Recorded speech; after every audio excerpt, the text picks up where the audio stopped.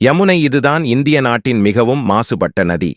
கங்கையின் இரண்டாவது பெரிய துணை நதியும் இந்தியாவின் மிக நீளமான துணை நதியுமான யமுனை நதி இமயமலையின் கீழ்ப்பகுதியில் உள்ள யமுனோத்ரி பனிப்பாறையிலிருந்து உருவாகிறது. யமுனை நதி உத்தரகண்ட், இமாச்சலப் பிரதேசம், ஹரியானா, டெல்லி மற்றும் உத்தரப்பிரதேசம் வழியாக 1376 கிலோமீட்டர் தூரம் பாய்ந்து நேரடியாக கடலில் கலக்காமல் பிரயாக்ராஜில் உள்ள சங்கமத்தில் கங்கையுடன் இணைகிறது.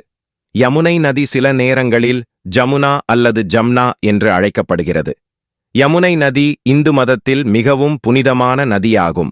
கங்கை நதியைப் போலவே யமுனை நதி இந்து மதத்தில் மிகவும் போற்றப்பட்டு யமுனை தெய்வமாக வணங்கப்படுகிறது.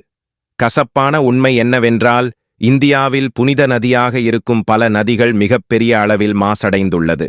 மக்களே, சிந்தித்துப் பாருங்கள். கடவுளின் பெயரால் தண்ணீரை மாசுபடுத்தும் மனிதர்கள் ஒரு பக்கம், குடிக்கக்கூட தண்ணீர் இல்லாமல் திண்டாடும் மனிதர்கள் ஒரு பக்கம்.